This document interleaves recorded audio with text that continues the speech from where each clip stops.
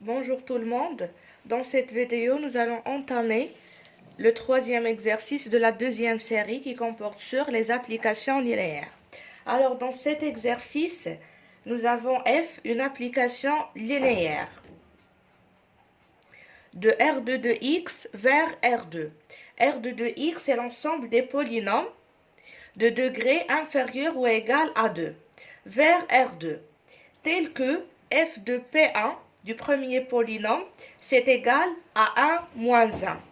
F de P2, c'est égal à 1, 1. F de P3, c'est égal à 0, 0.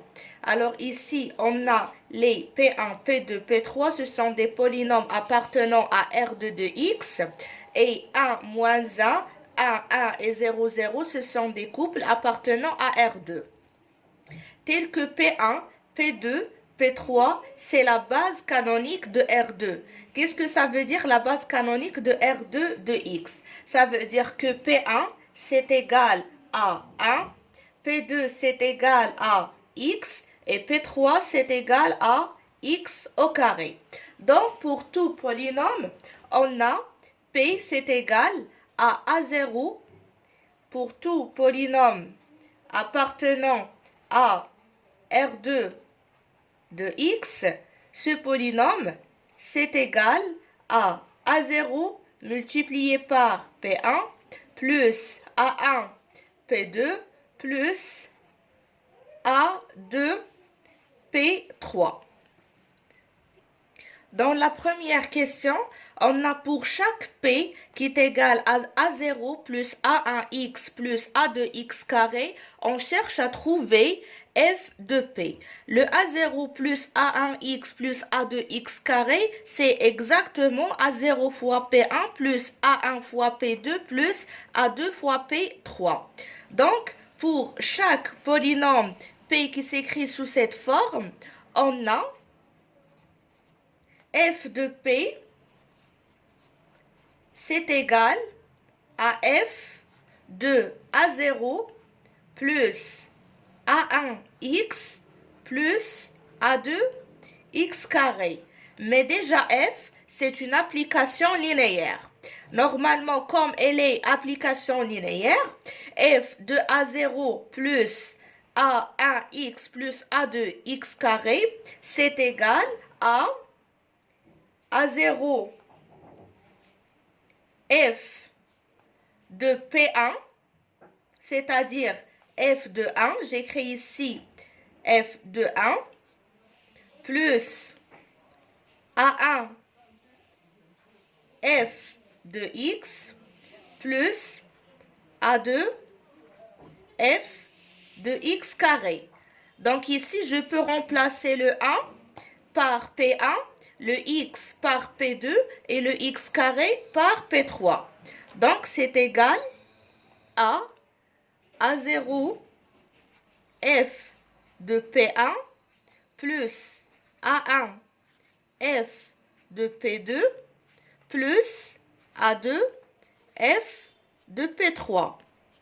F de P1, c'est déjà égal à 1 moins 1 d'après l'énoncé de l'exercice. F de P2, c'est égal à 1, 1. Et F de P3, c'est égal à 0, 0. Alors ici, on remplace le F de P1 par 1 moins 1. Donc, c'est égal. On continue ici. C'est égal à A0 fois 1 moins 1 plus A1 fois 1, 1 plus A2 fois 0, 0. C'est égal à A1 plus A0 plus A1 moins A0 plus A1. Ici, c'est 0, 0. Donc, f de P,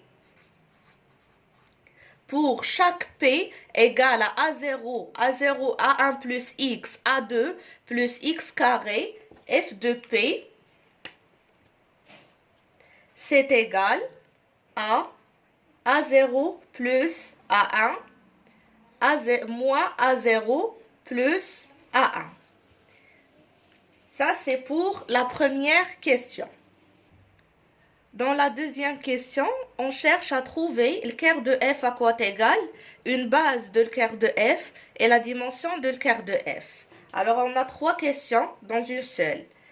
Je rappelle le quart de f. Normalement, le quart, j'écris ici comme un petit rappel, le quart de f pour f, une fonction définie de e vers f, c'est égal à l'ensemble des x appartenant à e, tel que f de x, c'est égal à 0 de f.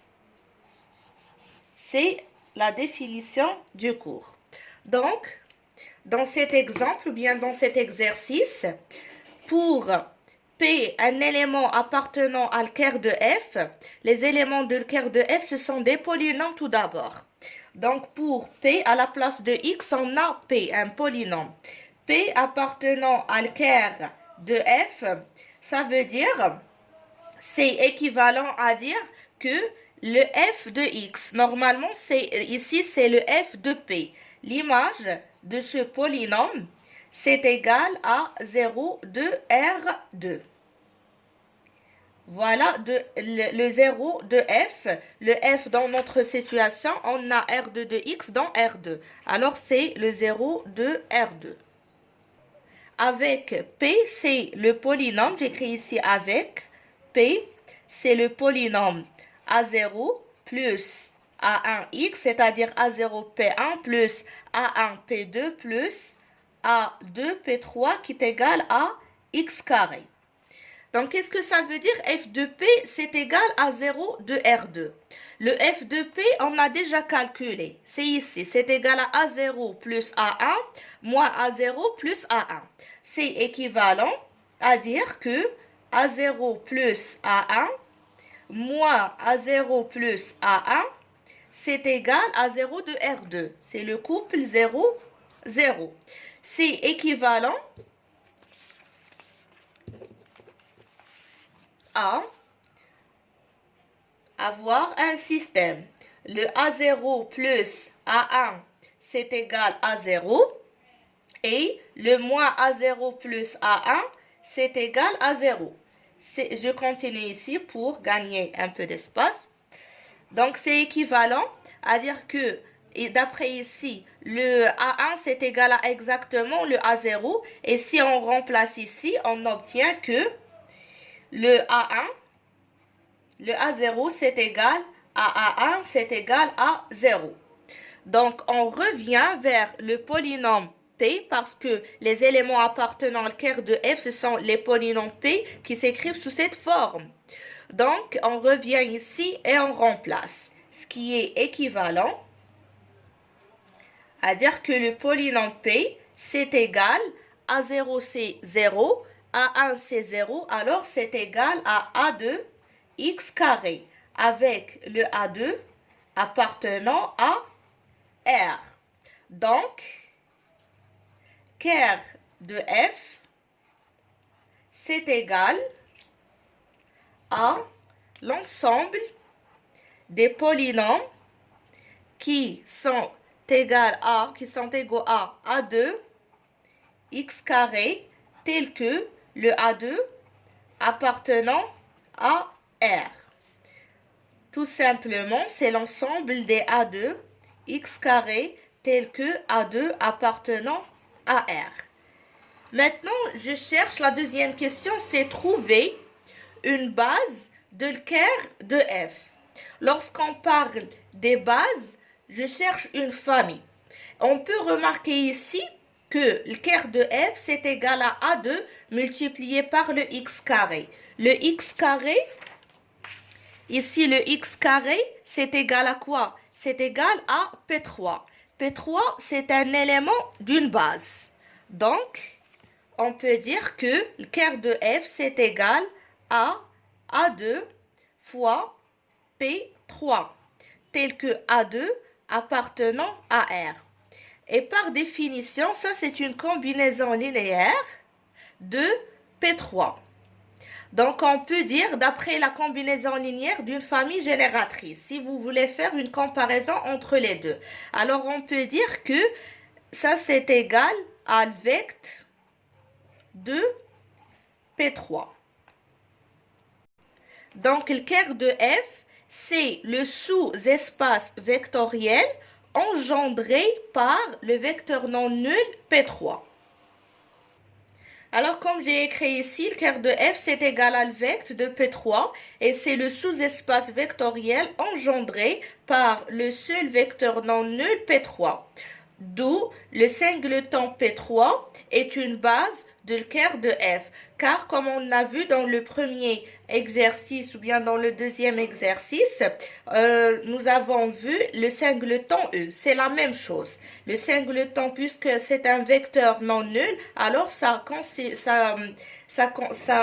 présente une base pour le quart de F. On passe maintenant pour la dimension. La dimension de le quart de F, puisque la base est constituée d'un seul vecteur non nul, donc la dimension c'est égal à 1. Alors, comme ça, nous avons pu répondre à la première question. À la deuxième question, nous avons trouvé le quart de F qui est égal à le vecteur de P3 et nous avons trouvé une base de quart de F, c'est le singleton P3 et nous avons calculé dimension de quart de F qui est égal à 1. Maintenant, on passe à la troisième question. Dans la troisième question, on cherche à trouver l'image de F à quoi égale une base de l'image de F et la dimension de l'image de F. Alors, pour trouver l'image de F, on commence par la dimension. Pour la dimension de l'image de F, par définition, dimension de l'image de F, c'est égal à la dimension de E, c'est-à-dire la dimension de R2 de X, moins la dimension de le quart de F. Car la dimension de E, c'est-à-dire la dimension de R2 de X, c'est égal à la dimension de l'image plus la dimension de le quart. Donc la dimension de l'image, c'est égal à la soustraction entre ces deux. Donc on remplace la dimension de R2 de X. Je note ici la dimension de R2 de X, c'est pas 2. C'est égal à 3. Pourquoi? Parce que si on voit la base canonique de R2 de X, elle est composée des polynômes de degré inférieur ou égal à 2. C'est-à-dire, on a 2, 1 et 0. Donc, on a 1, 2, 3. On a 3 composants dans cette base. 3 vecteurs. Donc, la dimension, c'est égal à 3 et pas 2. Moins la dimension de le quart de F, on a calculé, on a trouvé que la dimension de le quart de F, c'est égal à 1. Donc, la dimension de l'image, c'est égal à 2. Voilà. Pour trouver l'image de F, nous allons utiliser le fait que si pour une application linéaire F définie de E vers F, si l'image de F est inclue dans grand F et de plus la dimension de F c'est égal à la dimension de l'image de F, si on a ces deux contraintes, alors ces deux propositions ou bien ces deux hypothèses, alors l'image de F c'est égal à exactement grand F. C'est ce qu'on va utiliser pour répondre à la question trouver l'image de F. On a déjà calculé la dimension de l'image de F. On a trouvé que c'est égal à 2. C'est égal à la dimension de R2. R exposant 2. Donc, et déjà l'image de F, elle est inclue dans R2. Donc, l'image de F, c'est égal à exactement R2. C'est ce que j'ai écrit ici. On a l'image de F est inclus dans R2 parce que F, c'est une application de R2 de X vers R2. Donc, les F de P sont inclus dans R2. Et de plus, la dimension de R2, c'est l'ensemble ayant un couple, par exemple ici c'est un 1, donc la dimension de R2 c'est égal à 2, c'est égal à exactement la dimension de l'image de F. Donc l'image de F c'est égal à R2. On passe maintenant pour déterminer une base de R2. Pour une base de R2, puisque l'image de F c'est égal à exactement, on cherche à déterminer une base de l'image de F. Alors, et comme l'image de F c'est égal à exactement R2, alors toute base de R2 sera une base de l'image de F. Voilà, comme réponse, toute base de R2 est une base de l'image de F.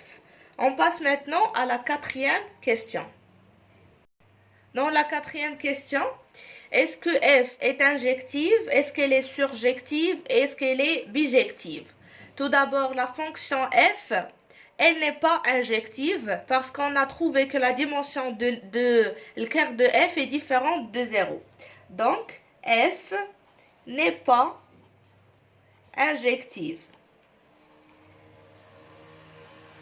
Car la dimension de quart de F est différente de 0. Donc, à chaque fois que vous trouvez que la dimension de quart de F est égale à un nombre qui est différent de 0, vous pouvez dire tout d'abord que F n'est pas injective. Et pour le fait qu'elle soit surjective, il suffit que la dimension de l'image de F, c'est égal à la dimension de grand F, l'ensemble d'arrivées. Dans cette situation, c'est égal à la dimension de R2. Et ça, c'est satisfait. Donc, on a la dimension, j'écris tout d'abord F, est surjective, car la dimension de l'image de F égale à la dimension de R2. Pour bijective, on sait très bien que pour qu'une fonction soit bijective, une application soit bijective, il faut qu'elle soit injective et surjective. Et on a ici F, elle est injective, mais elle est surjective, mais elle n'est pas injective, donc elle n'est pas bijective. F n'est pas bijective. Car elle n'est pas injective. On passe maintenant à la dernière question. Dans cette question, nous cherchons à trouver un polynôme P appartenant à R2 de X tel que f de P c'est égal à moins 3, 1. Normalement, tout d'abord, un polynôme P appartenant à R2 de X, ça veut dire que le P c'est égal, d'après ce qu'on a écrit dans la première page, c'est égal à A0 plus A1x plus A2 x carré. Donc, on cherche à trouver ce polynôme tel que l'image de ce polynôme, tel que f de P, c'est égal à moins 3, 1. Autrement dit, on cherche à déterminer A0 à quoi est égal, A1 et A2. Donc, on commence. F de P, c'est égal à quoi? On a déjà calculé f de P, on a trouvé que f de P, c'est égal à A0 plus A1 moins A0 plus A1. Donc, f de P égale à moins 3, 1, c'est équivalent à dire que le A0 plus A1, le moins A0 plus A1, c'est égal à moins 3, 1. C'est bon. Ce qui veut dire que le A0 plus A1, c'est égal à moins 3. Et le moins A0 plus A1, c'est égal à 1. Ce qui veut dire que A1, c'est égal à 1 plus A0. Alors ici, on aura A0 plus 1 plus A0 est égal à moins 3, ce qui est équivalent C'est-à-dire que le A0, c'est égal à moins 2 et le A1, c'est égal à moins 1. Donc, on remplace dans le polynôme et on obtient le polynôme qui vérifie cette condition. Donc, le polynôme P, c'est le polynôme qui s'écrit sous la forme à la place de A0, c'est moins 2, à la place de A1, c'est moins 1, donc c'est moins X. Et pour A2, on n'a pas trouvé l'expression de A2, donc A2 appartenant à R. A2 X carré tel que, bien avec A2, un élément de R. Ce sont les polynômes qui vérifient f de p est égal à moins 3, 1. Ici, on n'a pas trouvé un seul polynôme. Si on a trouvé une valeur exacte pour A2, par exemple, si on a trouvé que A2, c'est égal à 3, donc, dans cette situation, on peut dire que le seul polynôme qui vérifie f de p est égal à moins 3, 1, c'est le polynôme moins 2 moins x plus 3x carré. Mais ici, on a A2 appartenant à R. Donc, A2 prend différentes valeurs. Alors, les polynômes, c'est pas un seul polynôme, les polynômes qui vérifient f de p est égal à moins 3, 1, ce sont les polynômes qui s'écrivent sous la forme moins 2 moins x plus A2 x carré. Et comme ça, on termine le troisième exercice et on passe dans la vidéo prochaine pour voir la correction du quatrième exercice. Bon courage!